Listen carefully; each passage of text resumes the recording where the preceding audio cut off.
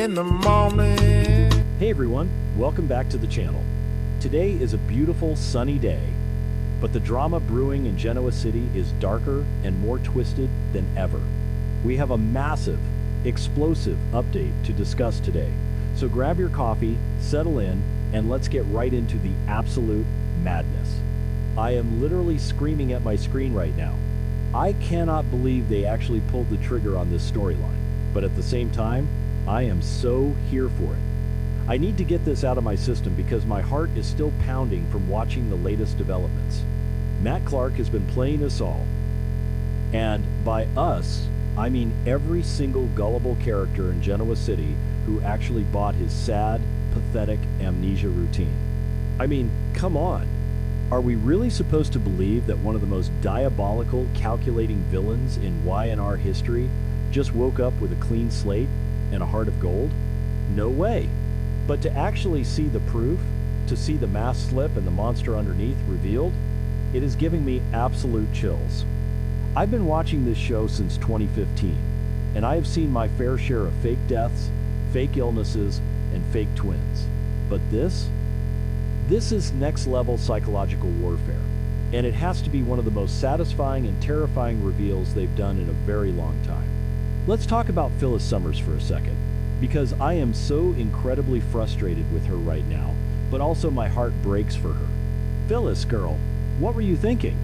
She has been completely falling for Matt's "woe is me, I don't remember my dark past" act. He literally asked her out on a date using that whole fairy tale line. Once upon a time, there was a man who remembered nothing, and she was actually buying it. I mean, I get it, Phyllis has been feeling like a total outcast lately. She's been alienated from Summer and Daniel, she's fighting Victor, and she saw a kindred spirit in Matt. But this is Matt Clark, the man who tortured the Newmans, the man who raped Sharon, the man who has caused so much destruction and pain. How could she let her guard down? Wait, I'm getting ahead of myself. Let's back up to how this whole house of cards came crashing down, because it is pure soap opera perfection. So, Victor Newman and Nick Newman have been suspicious of Matt for a while now. And honestly, thank goodness for that. Because someone in this town needs to have their eyes open and their brain turned on. Victor and Nick decided to do what the Newmans do best. Dig into the past and review the old investigation files. They were scouring through the old police reports, the old private investigator files, everything they had on Matt from the Las Vegas days, and hidden deep in those digital archives, they found it. An old audio file. A secret recording that I am guessing Matt didn't even know existed, or maybe he thought he destroyed it. When I heard about this recording, my jaw literally dropped. It captures Matt speaking in his normal, chilling, calculating voice. No confusion, no vulnerability, just pure, unadulterated evil. He is caught on tape detailing his plans, proving beyond a shadow of a doubt that his memory is perfectly intact. He remembers everything. Every single sick, twisted thing he has done to the Newman family, he remembers it all. And he has been using this amnesia as a get-out-of-jail-free card. And the contents of this recording? Absolutely chilling. It proves that Matt has been orchestrating this entire poor amnesiac persona as a highly sophisticated, deeply manipulative cover to infiltrate his enemies' lives. He knew exactly what he was doing when he saved Nick's life. He knew exactly what he was doing when he cozied up to Phyllis. He has been playing 4D chess while everyone else in Genoa City was playing checkers. I kind of wanted him to be reformed for a hot second because Roger Howarth is just so incredibly good at playing that vulnerable angle. Actually, no, I take that back. I wanted him to be evil all along because he is the ultimate villain.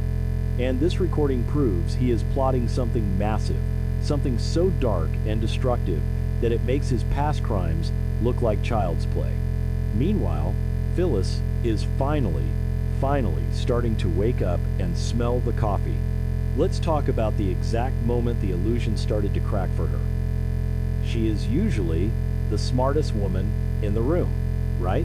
But even before Victor and Nick show up with the smoking gun, Phyllis starts noticing the red flags. It's the little things. The way Matt's eyes dart around a room, assessing threats. The way his smile doesn't quite reach his eyes when he thinks she isn't looking. She starts piecing together his reactions, realizing that his confusion is just a little too perfectly timed. Phyllis is a survivor, and her instincts are razor sharp. She starts questioning his genuine affection, wondering if that fairy tale date invitation was just a calculated move to keep her on his side. I can't even imagine the absolute devastation and rage she is going to feel when she realizes the full extent of his deception. She put her neck on the line for him. She alienated herself even further from her own children just to defend this monster.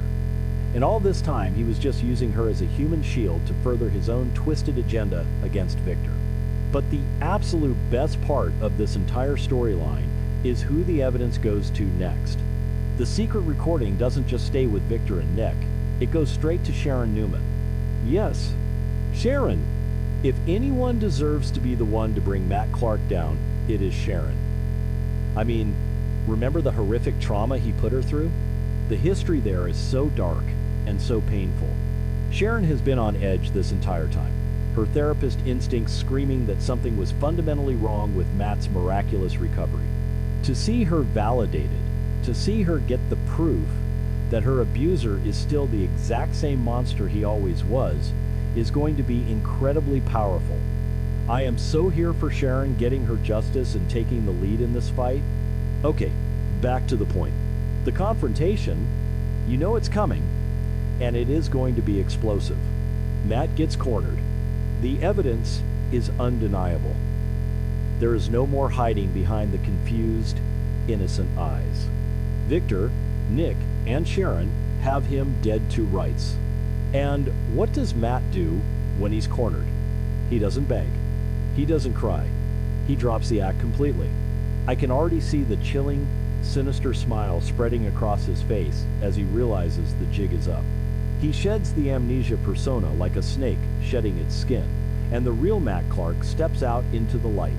It is going to be terrifying to watch him switch from the victim to the predator in a split second. And this is where the real horror begins, because Matt doesn't just admit he was faking. He reveals a piece of his master plan, and it is aimed directly at the heart of the Newman family. He is targeting Noah Newman. Yes, Noah. I am freaking out about this. Why Noah? Let's unpack this, because it is so deeply messed up. Noah has been poking the bear for weeks. Noah built that exact replica of the Shadow Room, Matt and Sienna's old club in Los Angeles, right here in Genoa City, to try and trigger Matt's memories. Well, congratulations, Noah. It worked, but it worked too well.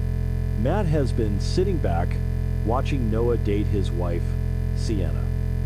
He has been watching Noah try to play the hero, and Matt's ego simply cannot handle it. Matt's revenge plot is so massive, so intricately designed, and Noah is right in the crosshairs.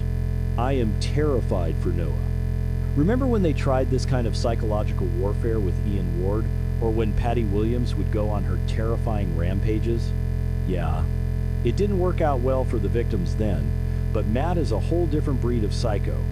Matt doesn't just want to hurt Noah physically, he wants to break his mind. He wants to destroy Noah's relationship with Sienna, exploit all of Sienna's insecurities about Audra Charles, and watch Noah's life crumble into dust.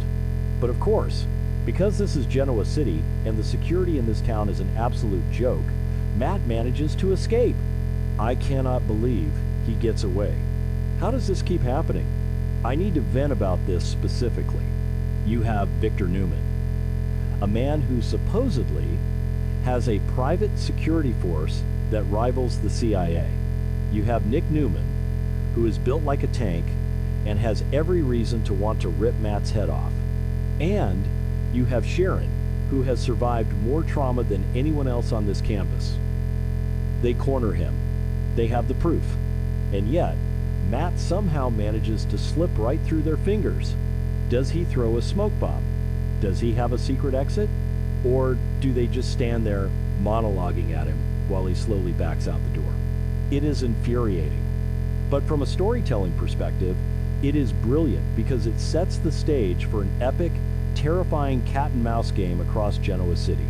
Matt is now in the wind, fully aware that his enemies know the truth, and fully unleashed to wreak havoc without the constraints of his fake amnesia.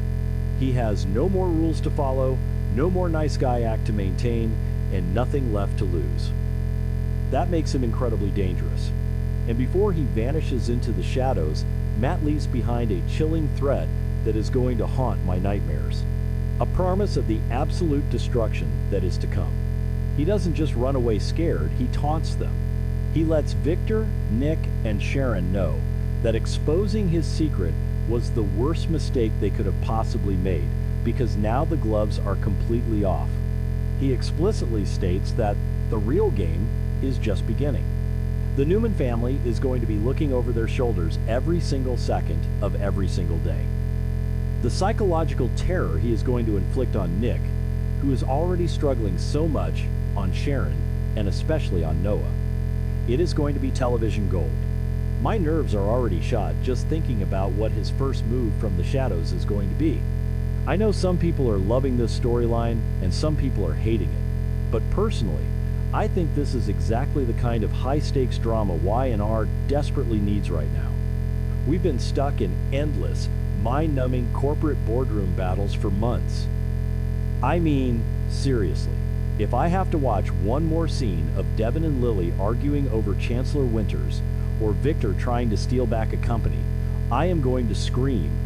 We need real, visceral, life-or-death stakes, and Matt Clark delivers that in spades. His return to full, unapologetic villainy is the shot of adrenaline this show desperately needed. It reminds me of the classic soap opera eras where the villains were truly terrifying, and the heroes had to fight tooth and nail just to survive the week. And what about Phyllis? Where does she go from here? She has been completely humiliated. She was played for a fool by a master manipulator. I have a feeling we are going to see a very different side of Phyllis now. The scorned woman side. If there is anyone you do not want to cross, it is Phyllis Summers. I predict she is going to team up with Victor and Nick, yes, even Victor, to hunt Matt down. She is going to want to personally ensure that Matt pays for making her look stupid and for playing with her emotions. The alliance of Victor, Nick,